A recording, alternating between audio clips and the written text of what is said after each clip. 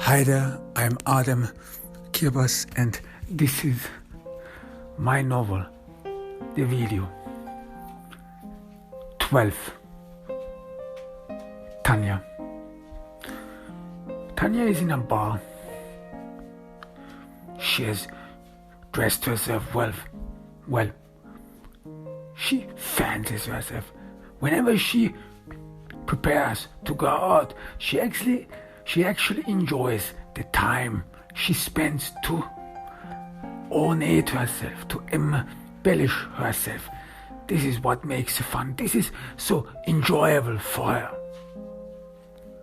To look at her body and to transform her body in front of the mirror. As if she would see herself in a new light, as if she would discover that this beauty is in her, ready to be discovered, have been hiding all this time. And on special occasions, she has to bring forth this beauty, this hidden beauty, this enjoyable beauty. And even sometimes Tanya gets even embarrassed or crestfallen because she cannot wear this beauty every day, as if it would be only transitory, as if she would have to make an effort to bring forth and ornate this beauty that is in her side. And therefore, the more she enjoys these times when she looks just gorgeous, when she walks into society with a beautiful dress, perfect makeup, perfect hair, when everything on her body is just clean, when there's not this pungent smell of what she is, the disease that hides inside her, the disease that, according to Tanya, destroys everything around her. Tanya looks around in the bar. It is full, it is weak, but yet there's a special type of character who frequents in this bar. And Tanya is the bait. She's looking out for those guys. She is in service. Tanya imagines herself as if she would be a spy or something. Spy or a private agent who works on the behalf of the American government, who does right with the people, and who, this is very important for Tanya, proves to the American people how important she is, that the American people, that they have to honor her service, and that this is her main occupation, that even in times where she actually should fancy herself, should enjoy her life, this beauty which is so rare for her, even in these times she works her ass off for her country. She is American. Tanya Ocasio is sure of it. There can't be any doubt of it. She's through and through American. But there are people who doubt that. She's well aware of them. And these people, they have to be proven wrong. They have to be shown that Tanya serves her country well. These thoughts wander through Tanya's mind. She looks around, she looks at the people. Some men are checking out. Some men, they look at her devouringly, ravenously. And in a way, some, despite the fact that Tanya feels flattered by all the attention she gets, the beautiful woman, she can be one of those women who can just enjoy male gaze. Those women who don't fear anything, who do not fear being approached. Women who just enjoy being gazed at, just enjoy being women, who do not shrink or get flustered when men approach them, so that they could find out or would consider the woman as not clean or diseased. No. Tanya has to remind herself, no, she did everything that was demanded from her. She cleaned herself properly. There's no trace of the smell of the disease. It is a disease for Tanya, after all. So she regains her confidence, meets the eyes of her suitors, but at the same time she's some sort of insulted that the audience in this bar are this kind.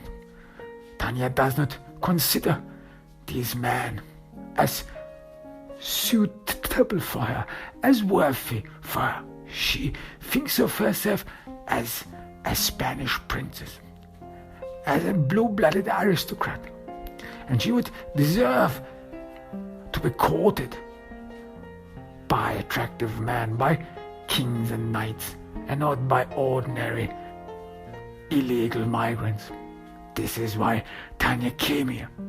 That's the reason why she came here, is in service today, because this bar is one of those few bars which serves illegal migrants, because on weekends it is actually very dangerous for illegal migrants to go out, and it is not advisable, and some stay at home.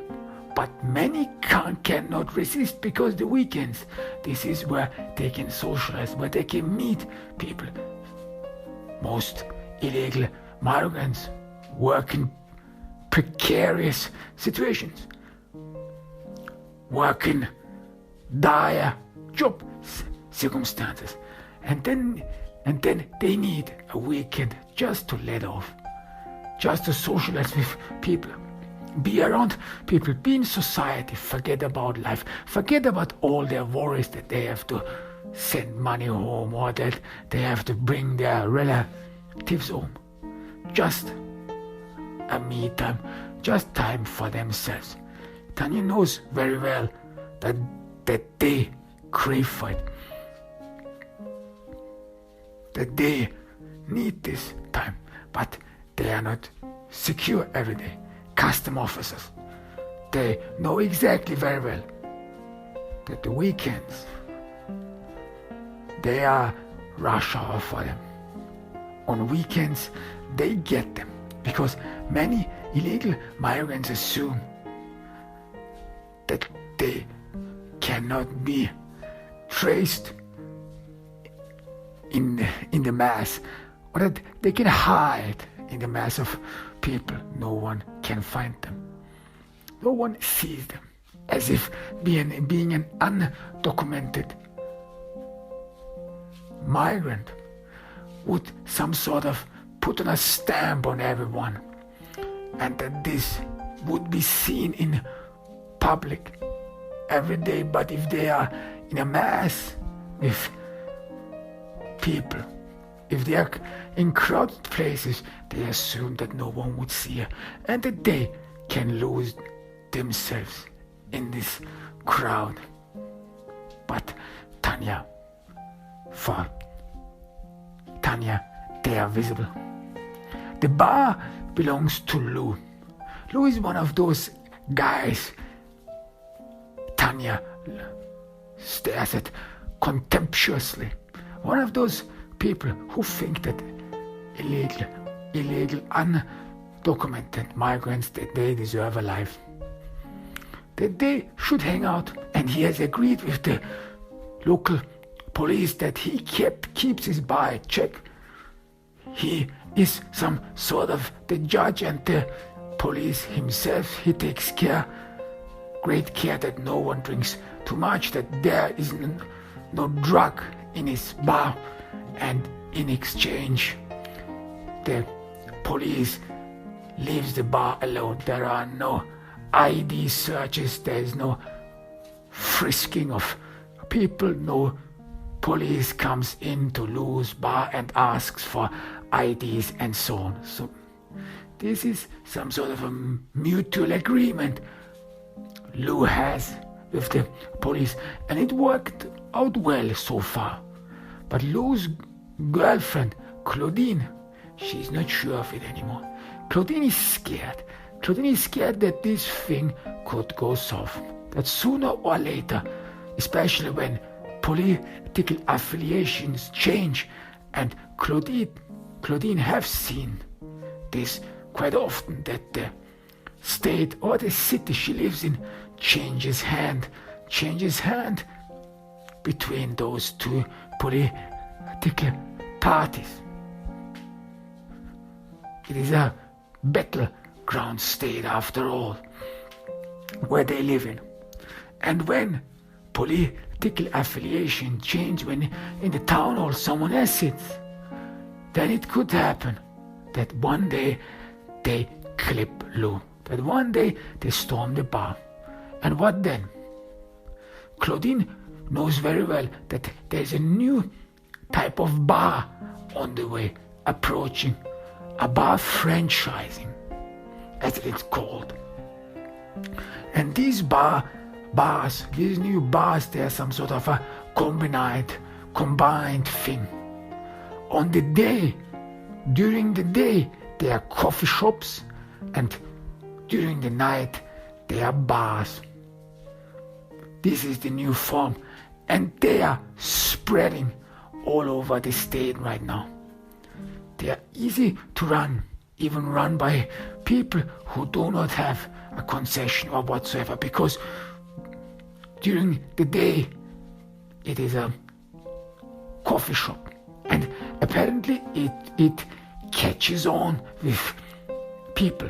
It has this new fancy atmosphere, people going more and more away from the dance floor, from dancing. They rather want to sit around on the weekend, talk with people, especially the working class. They want to drink a little bit. So this is especially after the pandemic.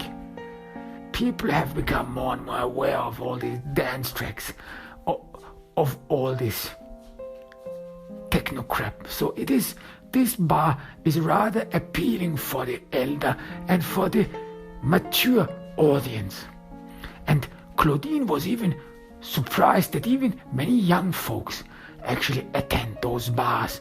More and more young folks, they have gone away from these dance tracks. Rather, they go there, meet women, talk with them, and in this nice atmosphere, it seems like that you can talk with women, approach women. So that even young folks have realized that this is a better way to spend their weekends with. And Claudine is scared. Lou's bar is one of those old-fashioned bars.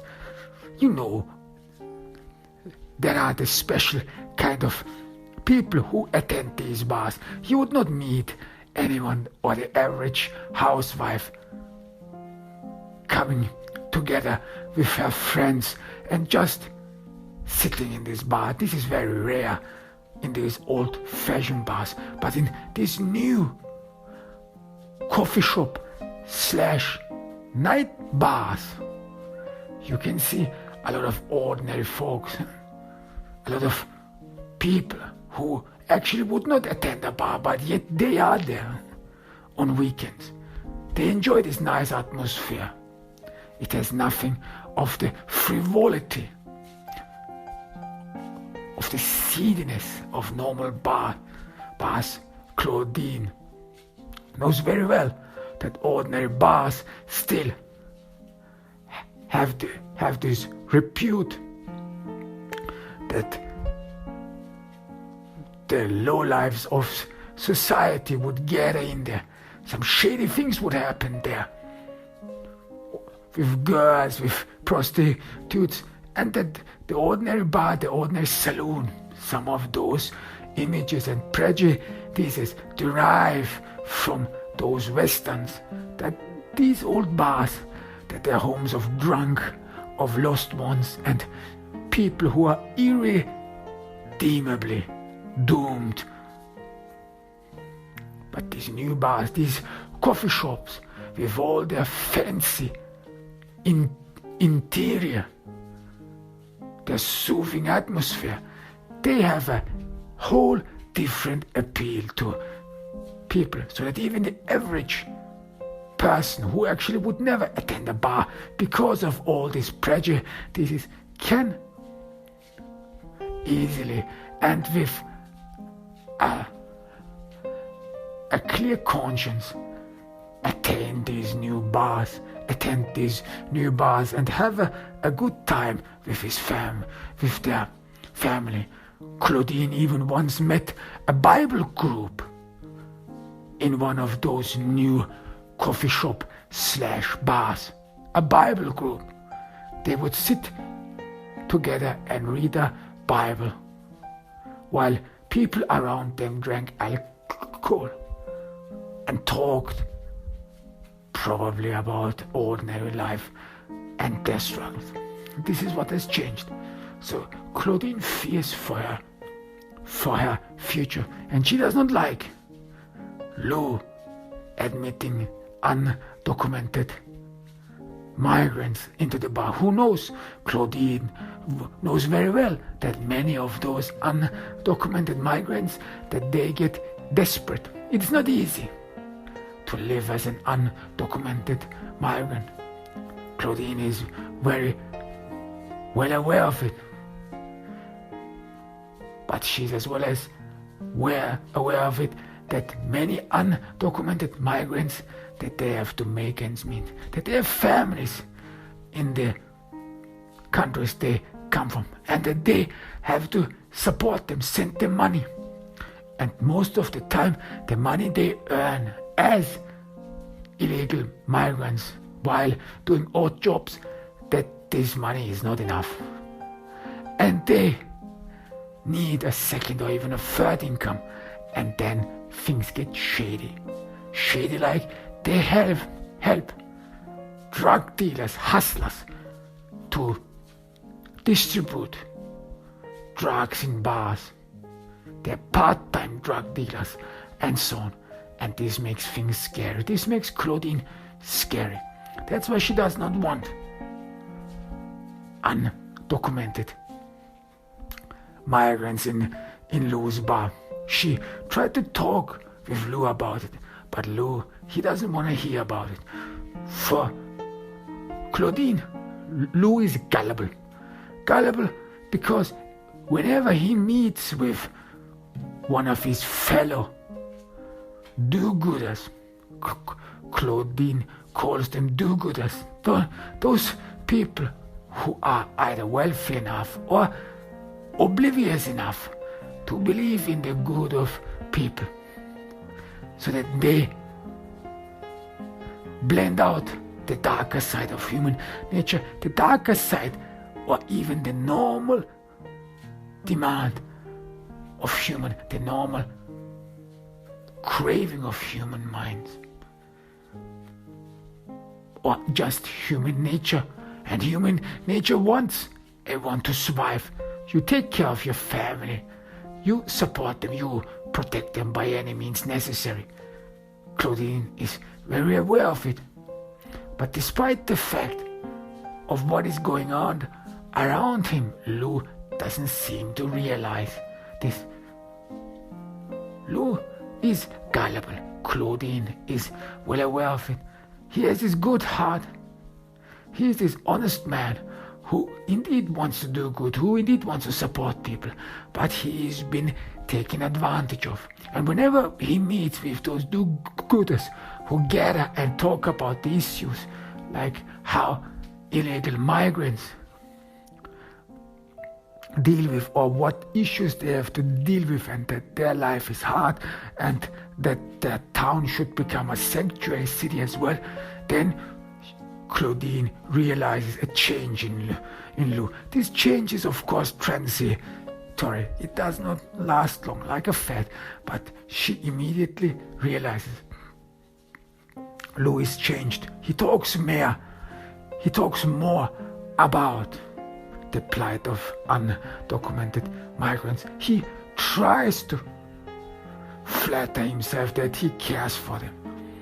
He even starts thinking about the environment and how important it is to think about the environment and so on. And then Claudine always knows that that he met with his fellow do-gooders and that they have talked a lot about stuff which is out of reach for Lou. Thinks Claudine, because saving the earth, saving other people's life, this is far too away. Why? Because for Claudine, her own survival and the survival of Lou, the financial survival, is very important. Claudine, she knows the numbers, she does the numbers. She is the accountant in Lou's bar. She does the accounting and she is well aware that the bar loses customers. And that this new bar, this coffee shop / bar, night bar, that they are making big gains. And that these old saloon-like bars, that they probably won't make it long. Maybe they will disappear in a couple of years. And this makes Claudine scared. And for her, it is more important to firstly save her own skin. That's the most important thing. Because if there is no bar, then no illegal and undocumented migrant can attend anything on weekends. So she wants to protect herself and Lou and the bar and the future. But it's hard talking with Lou. Tanya knows the plight of Claudine. She's well aware of it. And she willingly offered her help. She did this alacrity, this self-sacrifice for Claudine as well as for America. These thoughts fancy Tanya. She wants to help out. Wants to shriek away, scare some illegal migrants, undocumented migrants, to go there. She looks at the camera, this camera, which is actually, according to Lou, not a real camera. This is just to scare some people off, those who think that they could rob him. But for a matter of fact, a couple of days ago, this camera was reinstated. It is working now. And works quite well behind, upstairs, in a room. There sits Hernan Cortez, Tanya's cousin. And he's glued on the screen. His eyes see through the camera, and they skim through the people, through the eyes, through the crowd. Hernan Cortez is in service as well, with her cousin Tanya Ocasio. They are willing and ready to do good for America, for the American people, give their service and their contribution to the people. Hernan Cortez, his parents called him after the conquistador who conquered Mexico. And they prided themselves with it. Normally in Latin America, people rather question the role of the conquistador. This has a bad connotation, the Spanish plight that was brought into the New World. But increasingly, more and more people, especially those who think that they are pure-blooded, they can look back on a pure Spanish European lineage, more and more among these people a thought gained ground that the conquest of the New World wasn't actually as brutal as it is always depicted in the media. That the media, they say, would contribute a lot how things are depicted, especially in a very bad way, so that the Spanish heritage is being undermined. And for Hernan Cortes, and as well as for his cousin Tanya, the Spaniards brought European civilization to the New World, to this less developed part of the world, and that it was necessary for them to bring civilization into this new world, and that the Indios, that they have to be thankful for it every day. For Hernan Cortes, it is his lineage very important, because he has read some stuff about some theoreticians about the New World and why the New World. This was right after the Spanish Conquista.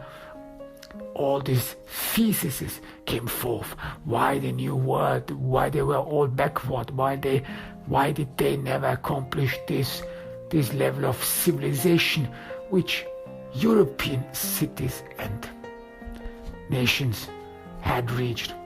And one of these conclusions was that the people in the New World, that they are somewhat backward, that they are intellectually and culturally backward, and this is the reason why they have never accomplished anything, why the Indios have not accomplished an intricate, high developed society, and that therefore it was well demanded, and maybe God's choice and will, that the European conquistadors conquered the New World. These were pretty much the same arguments the conquistadors made when they conquered and brutally butchered the indigenous population of the New World. So, centuries later, some still think that this was good and that they support a great cause in bringing civilization in this new world. And Hernan Cortes fancies himself. He can look, according to him, in a lineage of pure blood.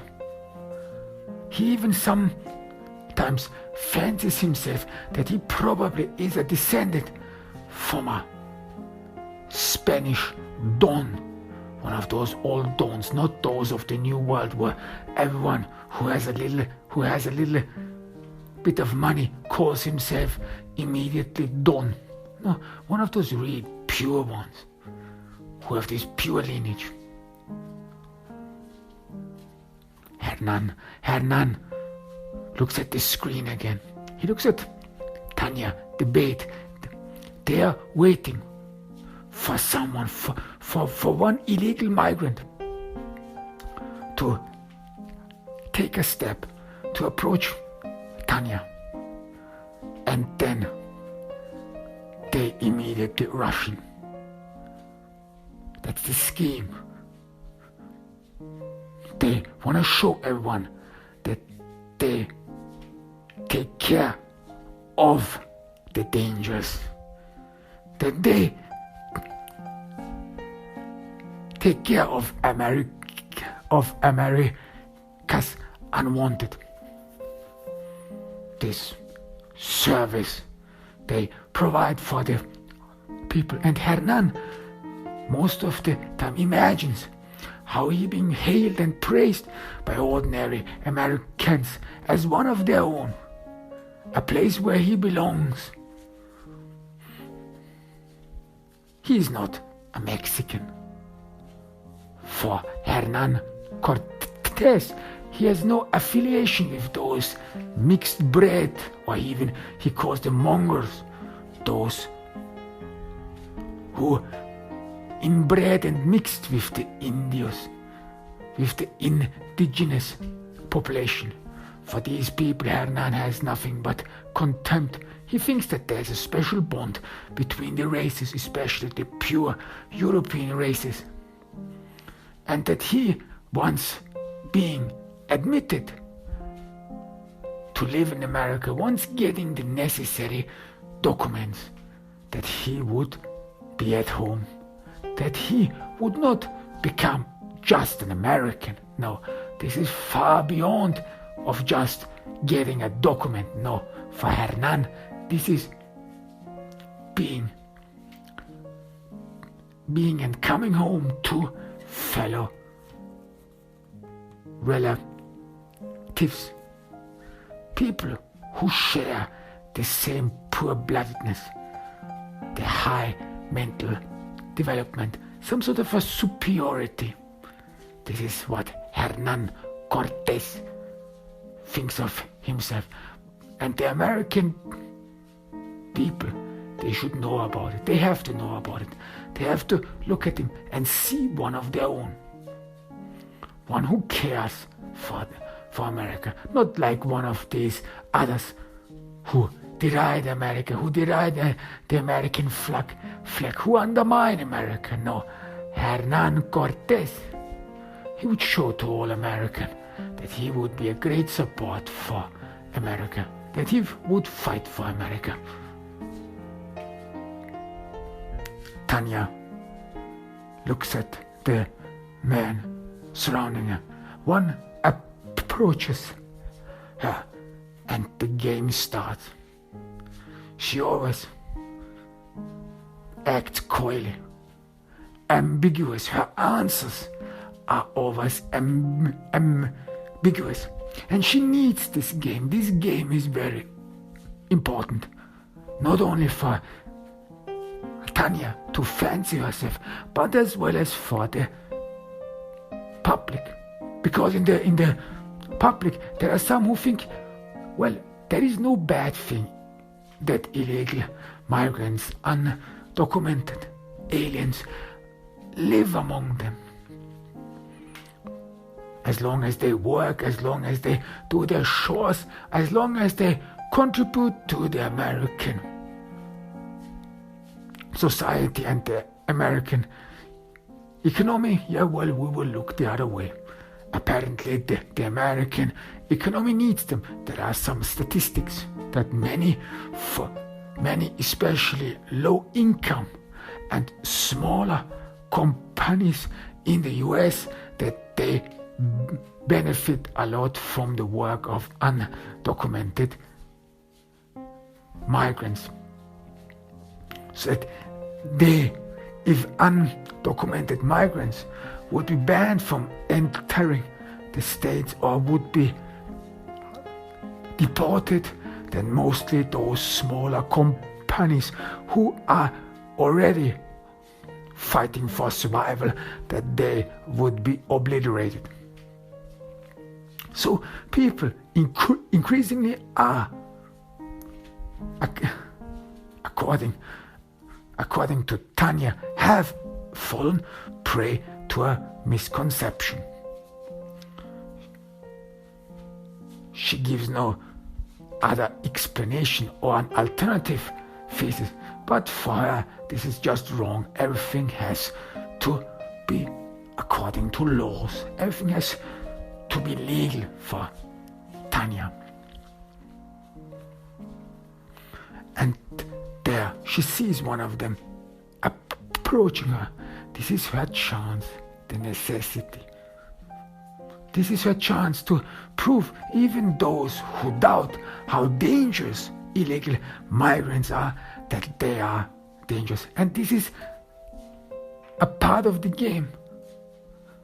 so that she can show to everyone there was one illegal migrant in a bar. She did not mean any offense, and he cornered her. He pushed her against the wall. He did not behave as people expect them to behave, as those who are very thankful. This is what some of these do-gooders think of illegal migrants, that they are so thankful that they get the opportunity to work in America, to be able to send money home, that they would know how to behave.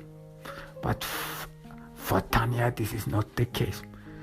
And that it is only a matter of time that their true faces are being relieved.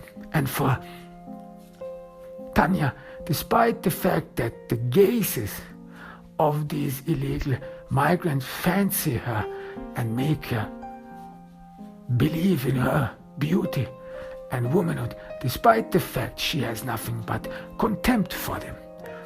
According to Tanya, these illegal migrants, they rob others from the opportunity to make a living in the States. Like all these thugs who give a bad reputation to all Mexicans, to all illegal, undocumented migrants.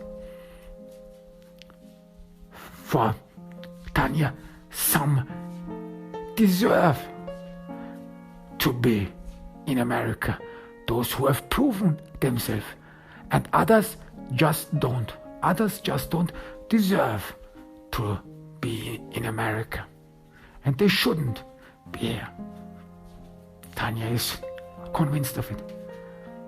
And one guy approaches her. He smiles at her. A shy smile, cautious. Still is cautious.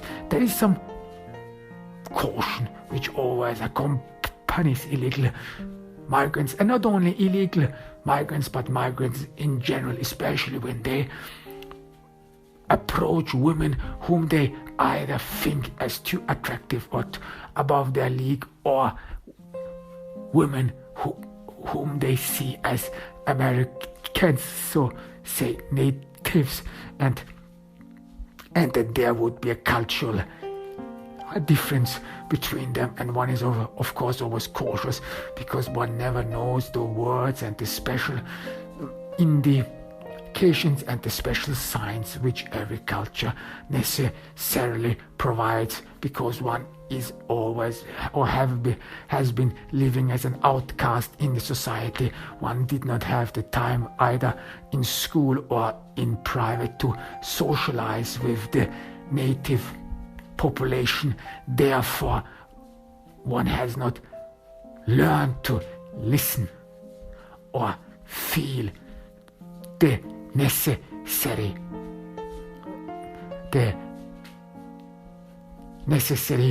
difference in motions. One has not developed the tools to understand even subtle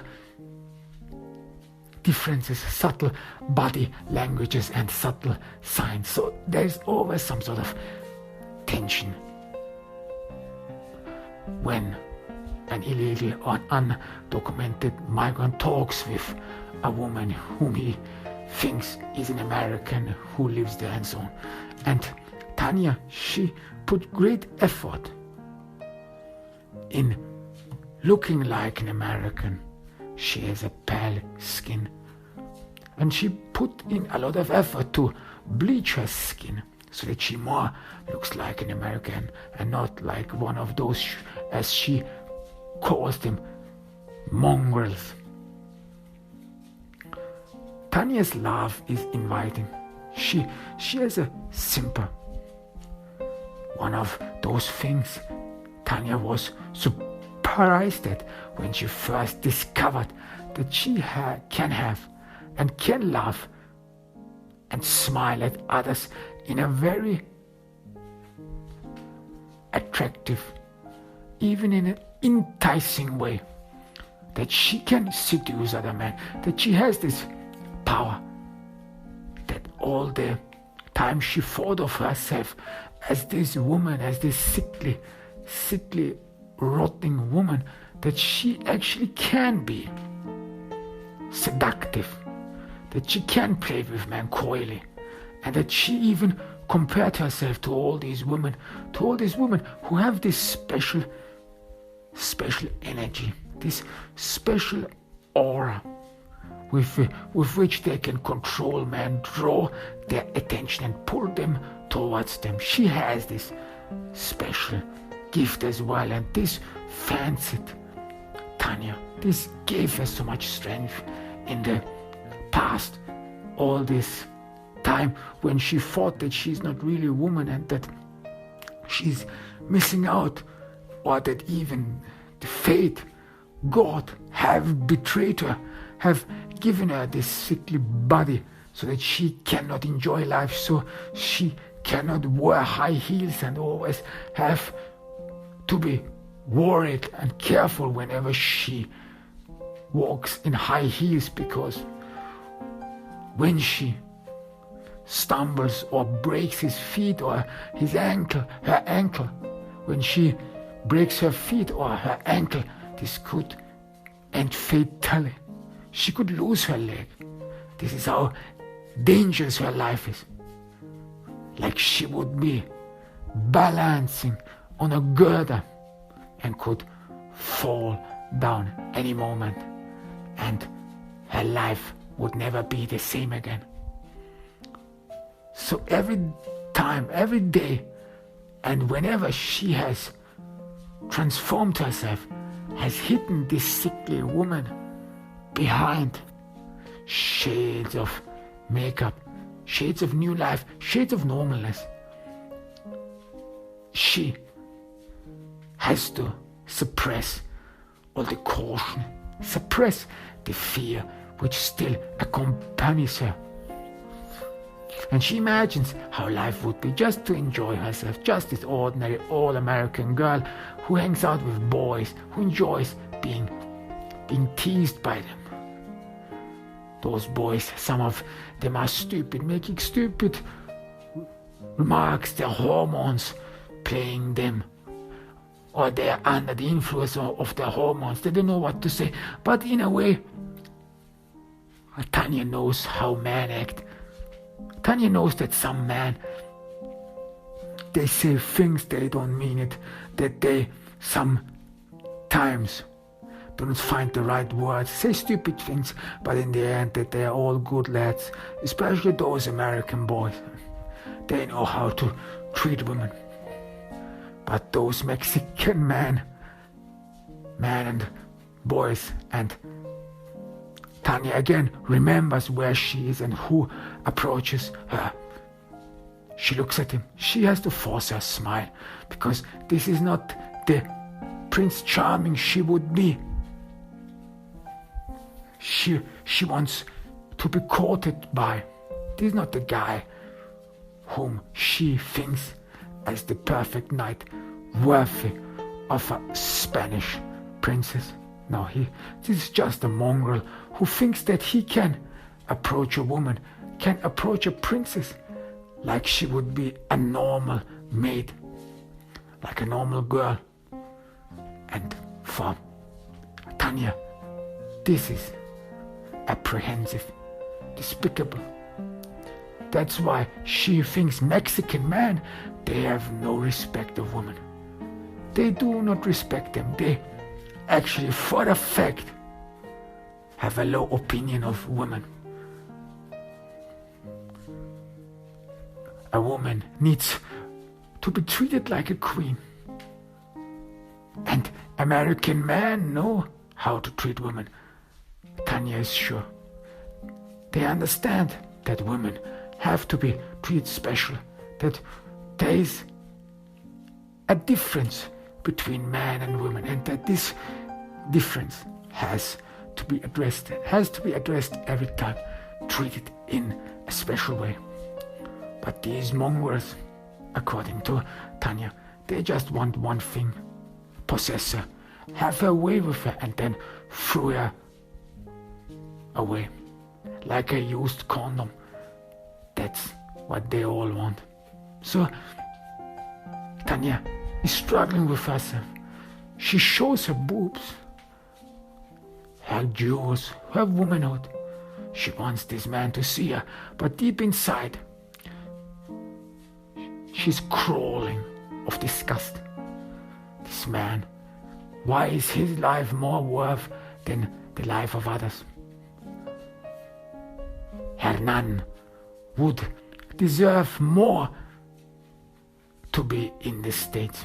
He would deserve more to have a normal life. And probably thinks Tanya that this mongrel has probably sisters, mothers, and other folks like him who live off the American people, who do not deserve to be in America but only take advantage of Americans, and that out there and in Mexico that they are way more suitable people who would represent the Mexican people better than these mongrels will ever be able to. Tanya is convinced of it, and she has to force herself, force a smile. And this is part of the game. She draws the victim in, comes closer. She has to wait for the right moment where she can claim that after that this person pressured her, that this person wanted to rape her or force her, harass her. This necessary requirement. And once the police starts investigating in what happened, once they come into the bar, ask questions, then this is a scarecrow for every undocumented migrant. They will never again come in this bar. They will stay away. Claudine will get her way, and Lou will probably rethink his approach. Who knows? But all these things Tanya does not think about. There is a point, the point in this game where things go to automation, where things happen in our own cosmic way, where she doesn't have to think about it quite probably. As if something inside her would already know how to act, what to do. As if she could at once forget the disgust she feels in herself, and the low self-esteem, and the force inside her that demands from her to be around more attractive men, so that the princess, this ornated woman inside her, can nourish from the gazes of real men, of good aristocrat men who have accomplished something in their lives, and are not just bums who try to make an easy gain on a weekend. So she changes. She puts one leg above the other. She changes her position, her posture. She enjoys that this guy, stares at her high heels. She cannot walk in them for very long, and she's scared, especially in a bar, because in a bar there's something could be on the floor, something that could cause her to tumble and break her leg, or even worse. So she rather sits, but she is always eager to show everyone her beautiful shoes, her high heels. Everyone should see them. That she can actually walk in them.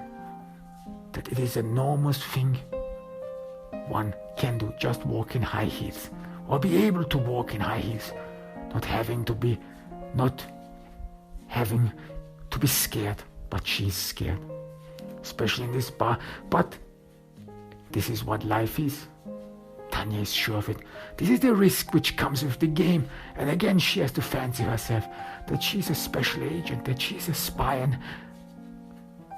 with a special task to make and to protect America, to do good with the American people. And this comes with the job. She fancies herself. This is part of the job. The danger that it could be her last step on this earth. The man sees her and he is really enticed by Tanya. He approaches her cautiously but eagerly. He devours her with his eyes. Tanya looks like one of these American women. And American women, they have some sort of a fetish for many undocumented migrants. Why?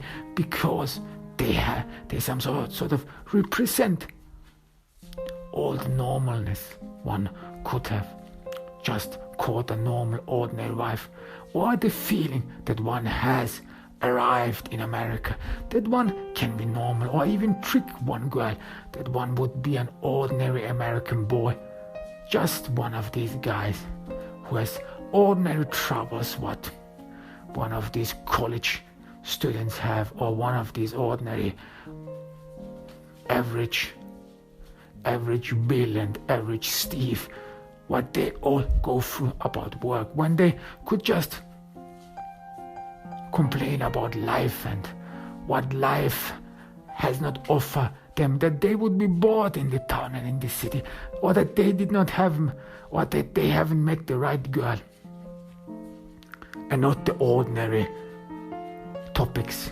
many undocumented migrants talk about when they meet. Mostly what has changed with new laws. Will the town become a sanctuary city? Where did they meet the last time? Custom officers. And what is happening in their hometown? Some of those undocumented migrants, especially when they lose faith that they will ever manage to make a decent living in the States, when they slam on the table and say enough is enough, now they are leaving, they don't want to endure this anymore, they have enough of this life, of this plight, of this hassle, and that they, after having seen the news and after their country makes reasonable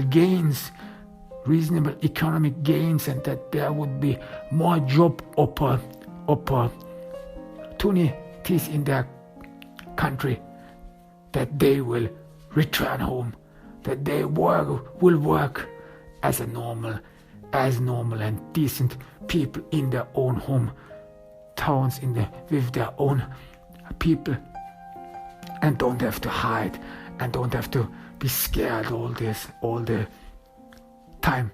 It is different. It is different. They are sure of it. Always having to live in fear, having to hide themselves, and always these questions they ask each other: is it worth it all? How long have we been living here? We are not living as men anymore. We are not living as true people anymore. We are like ghosts who wander in dark corners of society. Is it worth it? Is it worth it, all the burden, all the sacrifices we make, and what will ever come out of it? And the peanuts we send home and are convinced that they would help our families. Maybe they do. And we flatter ourselves that we are chivalrous knights who sacrifice their own well-being for the benefit of their families. But whom are we fooling? And these questions and all these topics, and they're all the same and they're all exhausting. No. one does not want to attend all these talks, all these conversations. One yearns just for a normal conversation. A normal conversation average American have, even though it is a conversation about the plight of life, about issues in work, about the wife which doesn't seem to love anyone. How amazing would it be just to have a normal life, just to live with someone in an ordinary home. These are the worries which are coveted by some undocumented migrants. And the man approaches Tanya. Tanya draws him in. Her smile is tempting. Her smile has this specialness only, which renders every caution and precaution of people useless. Tanya draws him in further and further. The man is convinced that Tanya has a special liking for him. This belief that one could look beyond the shape, beyond the barrier of a body, beyond the barrier of a face. This illusion that occasionally that there would be a special bond, a transcendental bond between the people, where one could actually read one's mind, read what he or she thinks. And so, despite the fact that the man has never met the woman, he thinks that he has transmitted his pure and good thoughts to the woman, and that she is attracted to him, and that he has proven to her that he has this specialness a woman will of course enjoy with. And he approaches her and he asks her whether he should buy her a drink. Tanya shows him her drink. She has already one. No, this is again part of the game. No one should see that he buys her a drink, because then it would appear that Tanya in the beginning let it happen, or that she was only in for get herself some drinks paid, and then when the man wanted something in return, she immediately blocked him. No. In this game, everything is important. Every detail is important, and she has to take good care of how and what impressions she makes. The man sits next to her, and so the game begins, a dangerous game which will end for the man fatally. In the next room, Hernan Cortez smiles to himself. The bait is ready. The victim has caught on.